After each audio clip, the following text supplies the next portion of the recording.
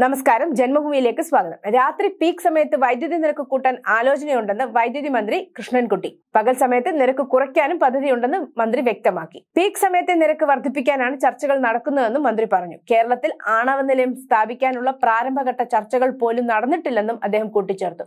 കേരളത്തിന് പുറത്ത് ആണവ നിലയം സ്ഥാപിച്ചാലും സംസ്ഥാനത്തിന് വൈദ്യുതി വിഹിതം കിട്ടുമെന്ന് മന്ത്രി പറഞ്ഞു. നയപരമായ കാര്യമാണെന്നും കൂടുതൽ ചർച്ചകൾക്ക് ശേഷം മാത്രമേ ഇക്കാര്യത്തിൽ തീരുമാനമെടുക്കാനാവുകയുള്ളൂ എന്നും അദ്ദേഹം ഒരു മാധ്യമ പറഞ്ഞു. കേരളത്തിൽ ആദ്യ ആണവ വൈദ്യുത നിലയം സ്ഥാപിക്കാൻ ഊർജ്ജ വകുപ്പും KSEBയും ശ്രമം തുടങ്ങിയതായി നേരത്തെ റിപ്പോർട്ടുകൾ ഉണ്ടായിരുന്നു. ന്യൂക്ലിയർ പവർ കോർപ്പറേഷനുമായി KSEB ചെയർമാനും സംഘവും ജൂലൈ 15-ന് മുംബൈയിൽ ആദ്യഘട്ട ചർച്ചകൾ നടത്തിയെന്നുമൊക്കെയായിരുന്നു പ്രചരിച്ച റിപ്പോർട്ടുകൾ. ആതിരപ്പള്ളി, ചീമേനി അടക്കമുള്ള സ്ഥലങ്ങളാണ് പരിഗണനയിലുള്ളതെന്ന് KSEB ചെയർമാൻ ബിജു പ്രഭാകർ പറഞ്ഞെന്നായിരുന്നു വാർത്ത.